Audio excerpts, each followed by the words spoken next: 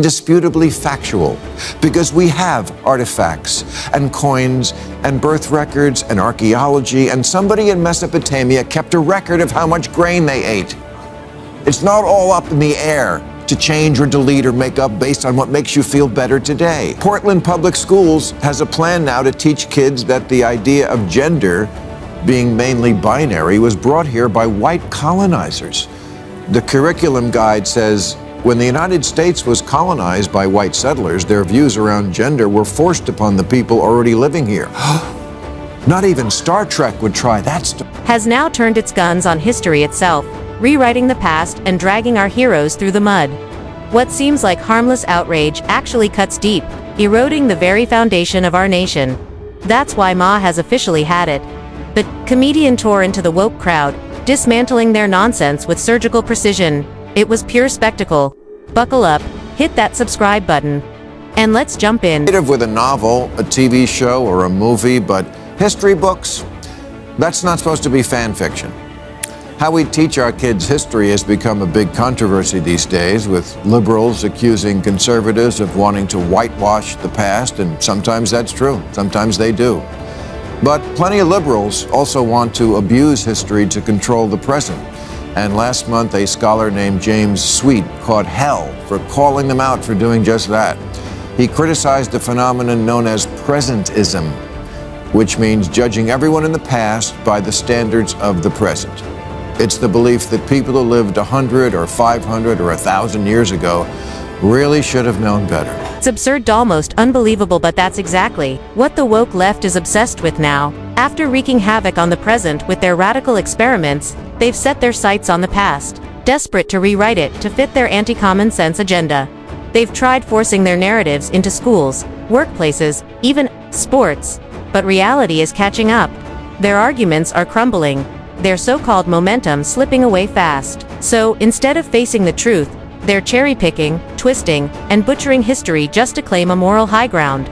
It's a last-ditch attempt to stay relevant, but here's the irony.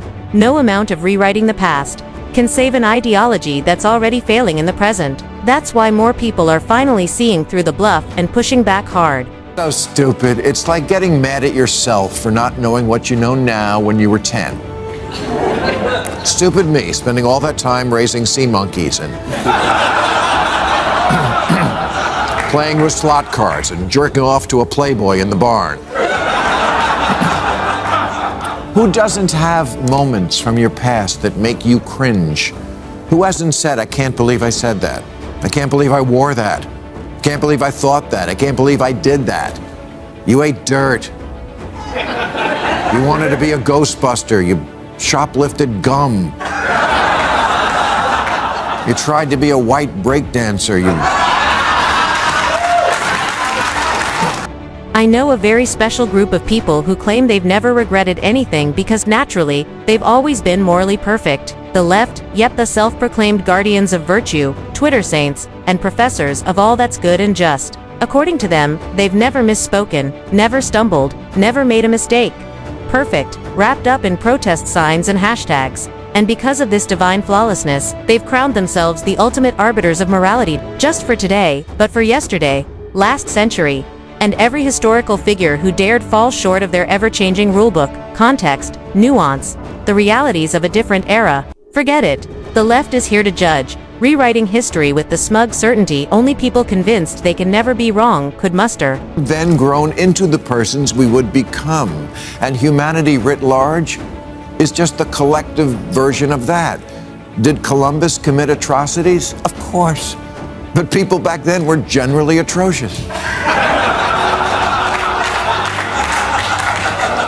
Everybody who could afford one had a slave, including people of color. The way people talk about slavery these days, you'd think it was a uniquely American thing that we invented in 1619.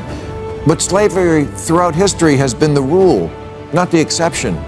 The Sumerians, the Egyptians, the Greeks, Romans, the Arabs, British, the early Americans, all the way up through our... Bashing America for its history of slavery has become the woke crowd's favorite pastime. Scroll through X, formerly Twitter, and you'll see the same recycled outrage. America was evil. America was built on slavery. America this, America that. Say it enough, and maybe it sounds deep, but it's just noise. Here's the kicker. The same moral crusaders lecturing the world about America will turn around and cheer for far more violent, radical groups like Hamas. Yes, Hamas, the ones openly calling for bloodshed, somehow get a free pass. America's past sins make it irredeemable, but present-day extremists, sympathy guaranteed. That's not morality. That's hypocrisy in hashtags and outrage. Gathered the slaves from the interior of Africa to sell to slave traders. Africans, who also kept their own slaves. We're a species prone to making others of our species our bitch. I've said it before and I'll say it again. Humans are not good people.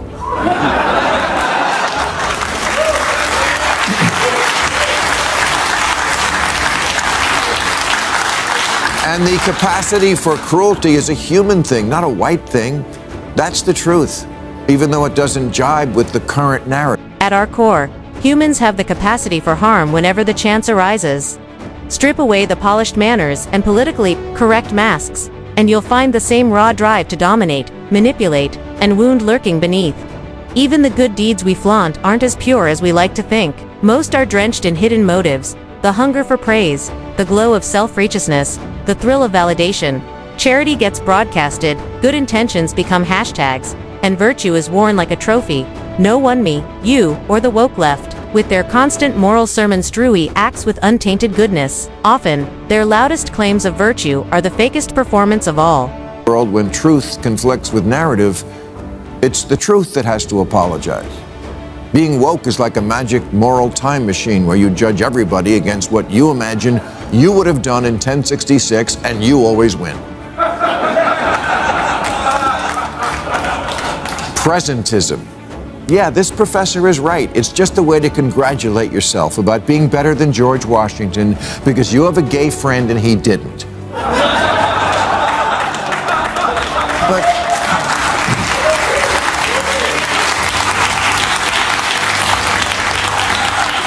But if he was alive today, he would too. And if you weren't alive, if you were alive then, you would. Absolutely nails it.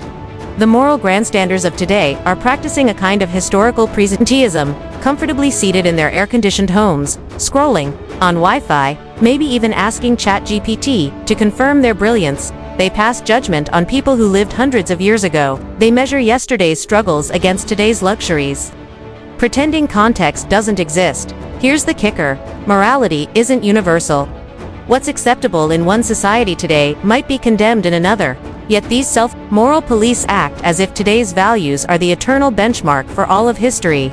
It's arrogance dressed as virtue, and Ma is right to torch it, because a race context. And you Public schools has a plan now to teach kids that the idea of gender being mainly binary was brought here by white colonizers. The curriculum guide says, when the United States was colonized by white settlers, their views around gender were forced upon the people already living here. Not even Star Trek would try that story.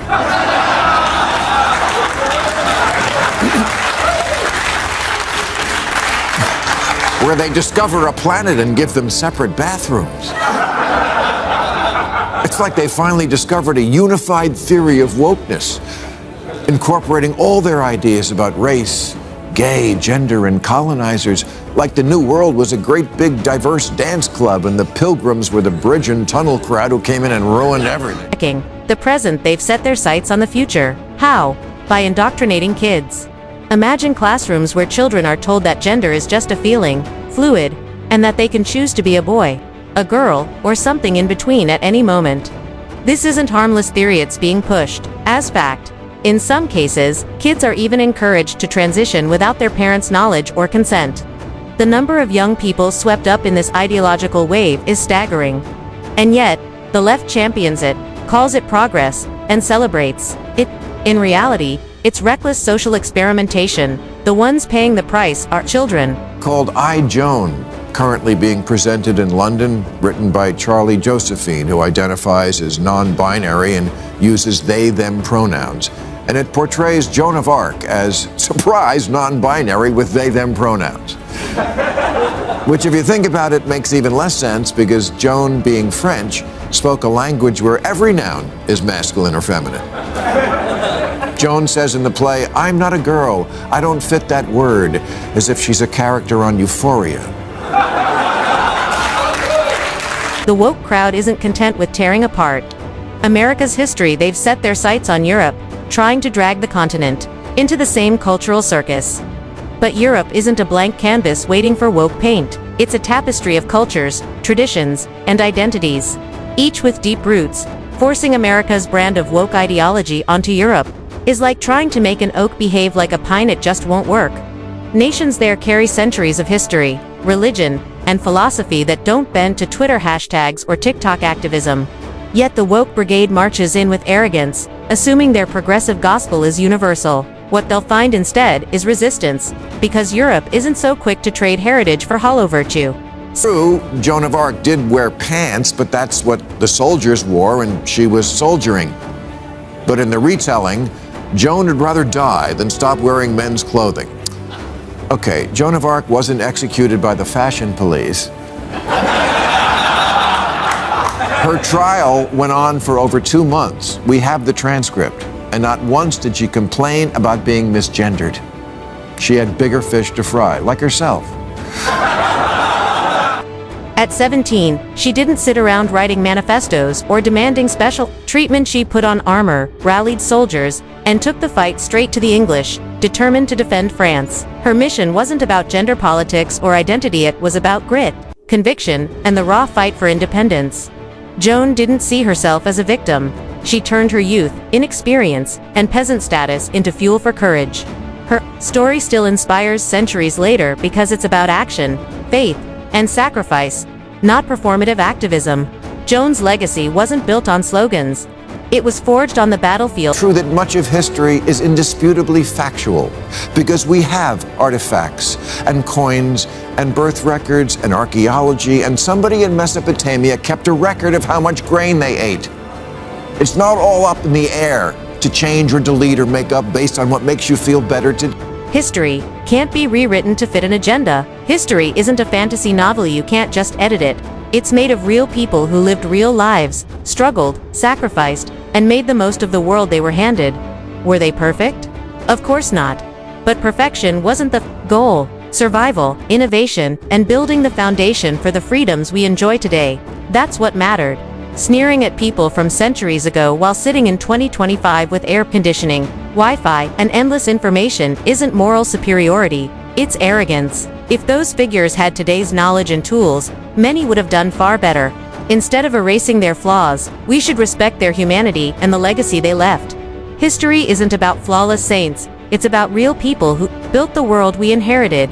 We honor them by learning from their mistakes, not by rewriting the past to satisfy woke fantasies. You enjoyed today's video, hit like and subscribe for more. Thanks for watching, and I'll see you next time.